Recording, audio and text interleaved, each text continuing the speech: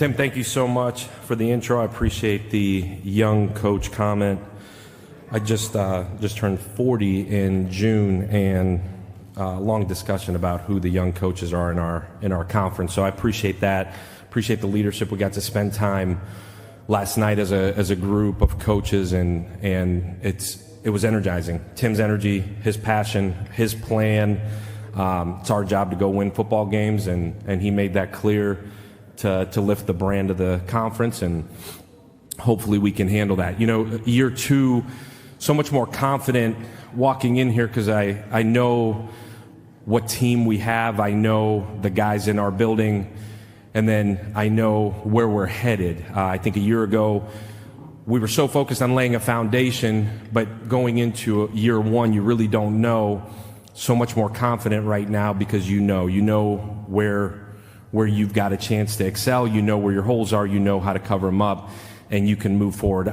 I'm so proud to be here, represent the University of South Florida, so proud to represent the city of Tampa, and so proud to represent this conference.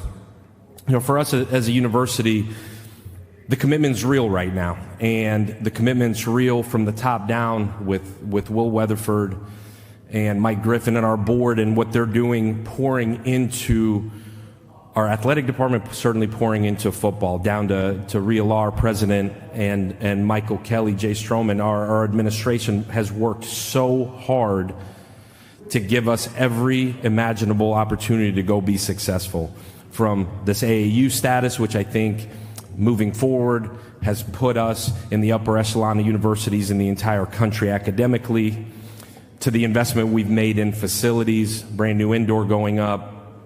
We're building the nicest football complex in the entire country. As we break ground, I can confidently say that it's going to be the Taj Mahal of facilities nationally.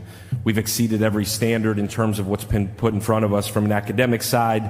We've worked relentlessly hard on the NIL side to build a structure where players get what they deserve, to recruit and retain players the right way, and keep our guys in Tampa. We've invested so much in nutrition. We've invested so much in the way we travel. Everything has exceeded expectations, which was promised a year and a half ago when I took the job and has been delivered by our administration. We will continue to be aggressive. We'll continue to be aggressive in how we schedule. We'll continue to be aggressive in how we recruit. We'll continue to be aggressive in how we retain our players. More importantly than anything else, our players, right? Amongst all of this, so proud to bring two guys with us today that represent the University of South Florida, represent our football program in an incredible way. Byron Brown, our quarterback, who came on the scene a year ago and had a really, really good year. I think he'll be the first to tell you he's got a long way to go, and we go as he go offensively. But I think one thing I'm most proud of Byron is our defensive players would tell you we go as he goes as a football team. He set the tone for toughness, for attitude, for effort within our program. Lives in our building. So proud of his leadership and his growth, both physically, mentally, as a leader. I think the future is bright with him leading the charge. And then on defense, Ben Knox, who Ben missed last year with an injury. And I don't know that we all knew what Ben meant to our program until he got hurt last August. But Ben had won a starting job at corner. Ben had always been a quiet leader in my first 7-8 months there. Would only speak when he needed to say something, and you knew he was the pulse of the defense. But when he got hurt, you really saw it. It was like the wind had gotten taken out of our team. The way guys look at Ben as a leader, the way Ben leads by example, and just his positivity, his passion for the University of South Florida, our football program. It's been fascinating to watch him come back. And he's stronger than he's ever been. He's as excited as he's ever been. I'm so excited to watch him lead this fall because he's led within our program for the 20 months that I've been here. And he represents the Bulls and everything we stand for as a program. The buy-in from our players. You know, we return a lot of our roster. I think the reason why we return a lot of our roster is because the guys have bought in. They've bought into doing things the right way, They've bought into being a player-driven program. They've bought into being a process-driven program. And they have learned to lead each other. We're not where we need to be. We certainly have a lot of room to go, but we have slowly made strides to have a process-driven, player-led program. I think all of that starts with accountability. The guys have bought into being accountable to each other. They've bought into doing things the right way. They've bought into living to a standard that's different than the normal person. We expect elite effort. We expect elite results. We expect elite process. We demand it, and slowly but surely the guys in our locker room have demanded that for themselves. You know, year one for us, we laid a foundation. We established process. We established standards. And then we've gone back and worked really, really hard to figure out, are the standards right? Are they not? Is our process right? Is it not? We've worked extremely hard as a program. We've worked extremely hard as a staff. Academically, we broke every record this spring. Guys have bought into doing things the right way in the classroom. For us, we return all three coordinators. You know, what does that mean? Well, one, we get to go into year two with the same systems and build on them. I think I'm so excited to see us continue to fine-tune detail. A year ago, we laid a foundation. A year ago, we tried to play fast on all three sides of the ball. The detail, the intricacies of us being able to take the next step on all three sides is absolutely huge. I'm grateful to have all three coordinators back. We returned the nucleus of our team, and I'm excited about that. You know, a huge credit, I think, this offseason goes to our sports performance team with Coach Gio and our strength staff, our sports nutrition staff, our sports medicine staff. We look like a different football team right now. These last 8 months have been huge for us. How our players have eaten, how they've recovered, how they have trained is on another level from a year ago. A year ago, tried to get to the season and be as healthy as we can. Right now, we're hitting new highs where nutritionally, rehab, prehab, training has been at an elite level. I've been really excited about that, really excited about our leadership. You know, we brought two guys here. We talked long and hard about, man, there's about 14 dudes that you would have felt comfortable bringing, and that says a lot about where we're going. We're physically more mature. We're mentally ready to take the next step as a program. You know, big question that's come up over the last 2 days is handling expectations. I don't know what the expectations are. I know for us, the only thing that matters is that our process is attacked every single day.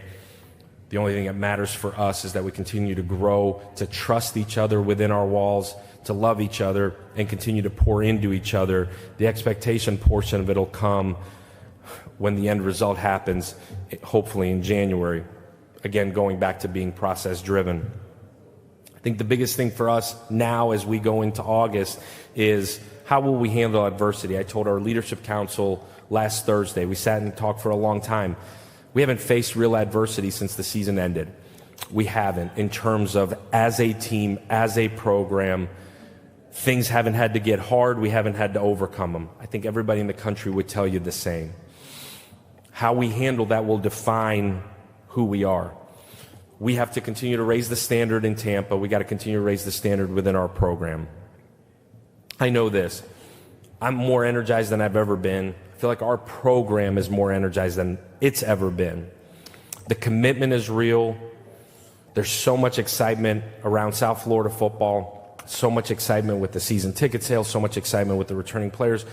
All of that, next Tuesday we get to shut the doors, get into the hotel, and go to work for a month. And I can't wait to just go to work with our players. Like I said, I use the word energized a lot. I feel like over the last 2 days, I've never been so energized to coach. I've never been so energized to walk into a building and pour into our players. I'm so grateful to our staff who have worked extremely hard. Year ones are hard. There's a bunch of us that have gone through them, worked extremely hard, and their families that have sacrificed so much for us to be able to do what we're doing. I'm excited to start fall camp on Tuesday, so I'll open it up to questions. All right, and if you have a question from the media, just raise your hand. We're going to start with a special question from the Arlington Boys and Girls Club. Good morning. My name is Ray John Wheeler. What is your most memorable moment as a head coach? Thanks, Ray John. My most memorable moment as a head coach, I only got 20 months of experience at this thing. I would tell you probably the day of our press conference when I took the job, and I hadn't seen my family in about a day, and they flew in, and I got to see my kiddos and my wife, and kind of an emotional moment, but kind of knew everything was about to change in a lot of ways, meaning I wasn't going to see them for about 6 months, but that was probably my most memorable moment. That's the moment that sticks out to me. I appreciate the question. All right, question over to the far right. Coach Trey Smith, College Underdogs. You just mentioned in your opening statement about being aggressive with scheduling. And I know you're not setting the schedule, but I asked this question earlier to another coach about you're playing teams like Bama, Miami. You played Bama last year as well. Do you think it's important to continue having those matchups, even though last year the playoff committee didn't seem to put much of a value on strength of schedule when setting who that team from this group would be? Yeah, Bama and Miami got to play South Florida. So I think it's absolutely imperative for us to play the best teams we possibly can. I think playing Miami at home is an absolutely huge deal for us. We did it for a long time in the Big East days, and they've got to come play in Tampa. I think going to Alabama is absolutely huge for us. They came to our place. We had every opportunity to go be successful in that game, couldn't finish it. Now we get to go redeem ourselves. I think that's what college football is, man. Like, to me, you don't want to go play in Tuscaloosa. You don't want to host Miami at home. Like, I think it's awesome. I think that's what college football is. Our guys will be more than ready to go play those games. And that's what we're recruiting to, is opportunities to go play big-time college football on national TV, as you should, represent this conference, and go give yourself a chance. I don't know what's happened in the past. I do know that go do what you're supposed to do. You're going to have a chance to go play in the playoff in this conference. It's been done, and it should be. So I don't know. I'm certainly excited for those games. Other questions for Coach? All right, thank you, Coach. Awesome. Go Bulls. Thank you.